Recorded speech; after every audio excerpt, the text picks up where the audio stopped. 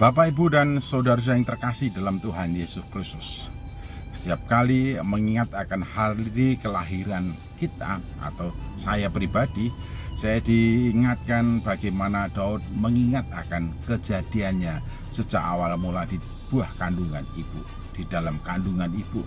Daud menyatakan bahwa segala sesuatu tercatat dalam buku kehidupan sejak kita ini jadi bakal anak. Tuhan mengawasi, pengawasan Tuhan bukan saja setelah kita dilahirkan ke dalam dunia ini, tapi sejak kita berada di dalam kandungan ibu, ketika Tuhan menenun satu persatu dari semua organ tubuh kita, tulang kita, saraf kita, dan sel-sel dalam tubuh kita. Tuhan yang menenun dan membentuk kita, dan Tuhan mengawasi detail. Kalau dikatakan ketika bakal anak sudah tertulis dalam buku kehidupan, ini artinya Tuhan mempunyai rencana yang indah bagi kita. Rancananya itu dilaksanakan oleh Tuhan sejak dari kandungan, ketika kita masih bakal anak, dan terus pengawasannya itu tiada pernah berhenti sampai kelak kita kemudian kembali ke hadapannya.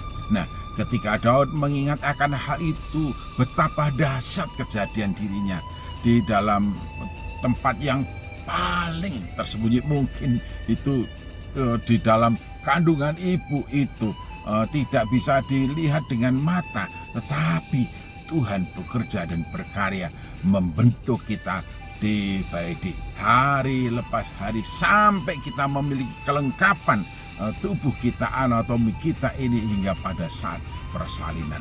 Bukan hanya itu saja, bahkan hari-hari hidup kita ketika kita dilahirkan ke dalam dunia, dan perjalanan hidup kita dari hari ke hari juga tidak lepas dari pengawasannya, tidak lepas dari perlindungannya, tidak lepas dari penjagaannya. Daud mengatakan dari depan, dari samping, dari belakang, Ia melingkupi kita, dan tangannya menopang kita untuk selalu memberkati kita, memenuhi segala sesuatu yang dibutuhkan oleh kita. Ketika Daud berusaha untuk memahami dan mengerti cara kerja Allah, bagaimana membentuk, menenun, dan juga merajut kehidupan kita dari waktu ke waktu, dari hari ke hari ketika masih bakal anak, kejadian itu sangat dahsyat, sulit sekali dimengerti dengan akal lepas. Oleh karena itu Daud mengucap syukur. Demikian juga kita semua orang percaya mengucap syukur, sebab kejadian kita begitu ajaib. Kita telah dirancang bangun oleh Allah sedemikian rupa. Kita hidup kita dilahirkan dalam perencanaan Allah. Kita hidup dalam perencanaan Allah. Oleh karena itu pilihan hidup kita mestinya selalu berjalan sesuai seturut dengan apa yang Tuhan rancangkan. Bagaimana supaya kita mengerti apa yang kita jalani sesuai dengan apa yang Dia rancangkan? Tuhan telah mengungkapkan isi hatinya, kehendaknya kepada kita melalui firman-Nya.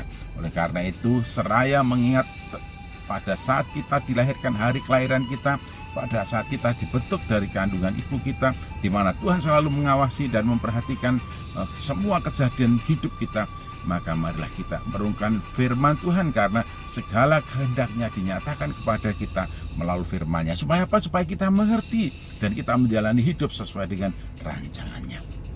Dan setiap orang yang hidup sebagaimana yang sudah Tuhan rancangkan, hidup sesuai dengan kehendak-Nya, maka hari-hari hidupnya ia akan selalu merasakan betapa kasih Tuhan itu begitu luar biasa. Bahkan ketika kita menghitung, kita tidak bisa menghitungnya. Ketika kita berusaha untuk memikirkan bagaimana betapa besarnya kasih Tuhan kepada kita, oh itu begitu jauh dan kita tidak bisa menyelami. Tapi kita dapat mengerti bahwa kasih-Nya kepada kita begitu besar.